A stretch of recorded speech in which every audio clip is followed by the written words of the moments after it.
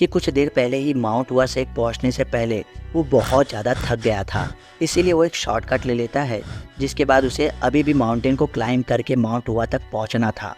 वो बहुत मुश्किल से उस पहाड़ को चढ़कर माउंट हुआ शेख पहुंचता है, तो वहाँ पर क्या देखता है? वो देखता है कि माउंट हुआ शेख का साइन बोर्ड वहाँ से गायब है। वही साइन बोर्ड जिसे उसके मास्टर हर दिन सुबह साफ किया करते थे। तब वो उन्नम से मिलता है, जिस पर उन्नम एमसी से पूछता है कि तुम अकेले यहाँ पर कैसे आए और यहाँ क्या कर रहे हो? इस पर एमसी कहता है, मैं पहाड़ चढ़ कर आया हूँ और मुझे तुमसे एक बात पूछनी है, क्या तुम इस माउंट हुआ शेख के टीचर हो? इस पर उन्नम कहता है, हाँ मैं ही हूँ। इस पर हमारा एमसी सोचता है कि चलो, हमारा माउंट हुआ शेख पूरी तरह से अभी तक ख़त्म नहीं हुआ है। फिर उन्नम हमारे एमसी से कहता है, फिलहाल तुम अंदर आ जाओ। फिर उन्नम आगे कहता है, बाहर वालों को अभी नहीं लिया जा रहा है शेख में, लेकिन तुम अभी के लिए यहाँ पर रुक सकते हो, क्योंकि शाम बहुत हो चुकी है और वापस से पहाड़ से उतर कर जाना इस वक्त तो सही नहीं रहेगा। ये सुनकर हमारा एमसी शॉक्ड हो जाता है एक चीज़ देखकर, और वो सोचता है कि आखिर माउंट हुआ शेख का ट्रेनिंग ग्राउंड इतना गंदा क्यों है, और मन में सोचता है कि वे मार्बल से बने फ्लोर कहाँ गए। फिर वो सोचता है कि कोई बात नहीं, वो सिर्फ पत्थर के टुकड़े ही तो थे, शायद इन्होंने सर्वाइव करने के लिए उसे बेच दिया होगा। इसके बाद एमसी उन्नम से कहता है कि ट्रेनिंग ग्राउंड तो काफ़ी अच्छा है। लेकिन हेवनली बॉर्डर पैलेस कहाँ गया? इस पर उन्नम कहता है कि तुम्हारे एज के बच्चों को ये बातें नहीं पता होनी चाहिए, लेकिन चलो, वैसे तो मुझे ये बात बताने में शर्म आ रही है, लेकिन फिर भी मैं तुम्हें बता ही देता हूँ कि हमने अपने फ्यूचर के लिए उसे बेच दिया। फिर उन्नम एमसी से कहता है कि इधर चलो। फिर हमारा एमसी सोचता है कि ये इन लोगों की गलती नहीं है, ये लोग बहुत कोशिशें कर रहे हैं कि माउंट हुआ शेख खत्म ना हो जाए। फिर अगले सीन में उन्नम एमसी को युआन टेम्पल लेकर जाता है और बोलता है कि कोई भी गेस्ट यहाँ पर आते हैं ना, तो वे हमारे एंसिस्टर्स को यहाँ पर रिस्पेक्ट पे करते हैं। फिर हमारा एमसी टेम्पल के अंदर किसी को देखकर शॉक्ड हो जाता है और वो सोचता है कि गोल्डन कैनल स्टिक जो एम्परर के द्वारा दिया गया था और एंसेस्टर्स द्वारा लिखा गया श्लोक और इस रूम को डेकोरेट करने के लिए जितनी भी पेंटिंग्स थे वो सब यहाँ पर मौजूद नहीं हैं, और ऊपर से वाइट मेटल से बना हुआ प्लम ब्लॉसम फ्लावर भी नहीं है। फिर वो उन्नम पर चिल्लाता है और पूछता है कि कहाँ गया वो फ्लावर? इस पर उन्नम कहता है कि तुम्हें इसके बारे में कैसे पता? हमने तो उसे बेच दिया। हमने उसे इसलिए बेच दिया क्योंकि वो इस रूम में फिट ही नहीं हो रहा था और वैसे भी उसका कोई काम नहीं था। अच्छा हुआ कि हमें एक व्यापारी मिल गया, उसने हमें उसके अच्छे दाम दिए और हमने अच्छे दामों में उसे बेच दिया। ये सुनकर एमसी वहाँ पर शॉक्ड होकर अपने घुटनों पर बैठ जाता है और उसके मन में उसके टीचर का ख्याल आता है, जो कि उसके मन में उसे कह रहे होते हैं कि माउंट हुआ शेख अब खत्म हो चुका है। और टीचर उसे फ्लावर के बारे में समझाते हुए कहते हैं कि वो एक इम्पॉर्टेंट आर्टिफैक्ट था जो कि माउंट हुआ शेख के राइटिजियस स्पिरिट को दर्शाता था, और इन लोगों ने उसे भी बेच दिया। अब इन सब के बाद एमसी सोचता है कि मुझे जल्द से जल्द इन्हें ज्वाइन करना होगा, वरना ये लोग इससे भी बड़े बड़े कांड कर देंगे। फिर वो उन्नम से कहता है कि प्लीज़ मुझे शेख लीडर से मिलवा दो, मेरी बहुत इच्छा है कि मैं माउंट हुआ शेख को ज्वाइन कर लूँ।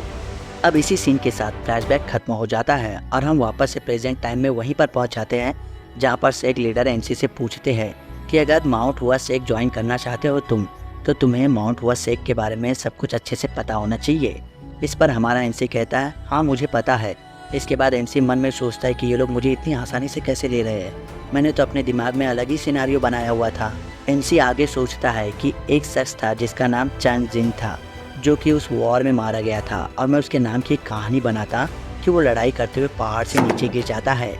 नीचे वो जख्मी हालत में पड़ा होता है, तभी वहाँ से एक आदमी गुजर रहा होता है और वो उसके घावों पर ठीक कर देता है। लेकिन अभी भी चंग जिंग अपने शरीर को मूव नहीं कर पाता, इसीलिए उसने उस आदमी को माउंट हुआ शेख के सभी टेक्निक सिखाए और आगे जाकर उसे अपना स्टूडेंट बना लिया। और मैं चंग म्यूंग उसका ग्रैंडसन बनकर यहाँ पर अपने आप को इंट्रोड्यूस करवाऊंगा।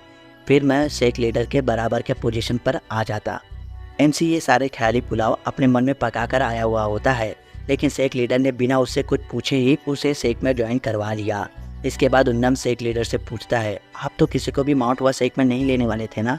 इस पर शेख लीडर जवाब देते हैं, मैंने अपना माइंड चेंज कर लिया है। अब इसके बाद हमारा एमसी सोचता है कि तुम लोगों को किसी भी अनजान शख्स को शेख में ज्वाइन करने से पहले उस पर एक बार तो शक करना ही चाहिए।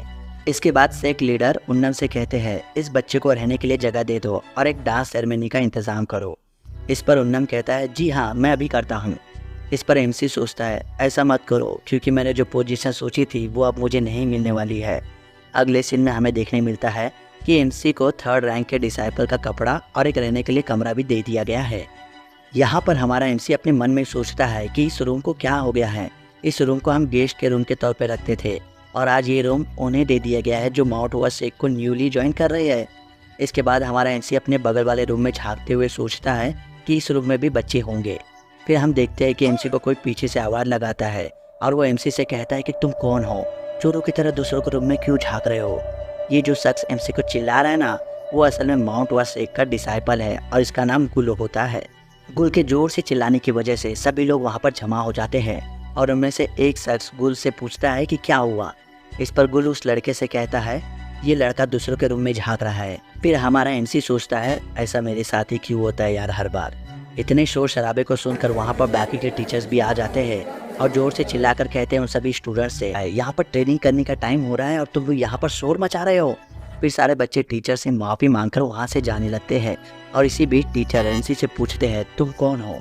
इसके बाद एमसी टीचर को अपना नाम बताता है, जिसके बाद टीचर एमसी से कहते हैं कि लगता है तुम यहाँ पर नए जॉइनर हो, अभी काफ़ी लेट हो चुका है, अभी के लिए तुम जाकर रेस्ट करो और कल से ट्रेनिंग करने आ जाना। इसके साथ ही टीचर जोर से चिल्लाते हुए कहते हैं और बाकी के सारे बच्चे नीचे ट्रेनिंग के लिए चलो। ये सर बोल के सभी बच्चे टीचर के पीछे चल पड़ते हैं, लेकिन गुल पीछे मुड़कर एमसी को धमकाता और कहता है मैं तुझे बाद में देख लूंगा और पक्का ही सबक सिखाने वाला हूँ तुझे। अब एमसी मन में सोचता है कि ये सारे क्यूट बच्चे माउंट हुआ सेक के वंशज है, इसलिए मुझे अच्छे से इन्हें अपना अटेंशन देना होगा और अटेंशन देने का तरीका मेरा थोड़ा अलग है।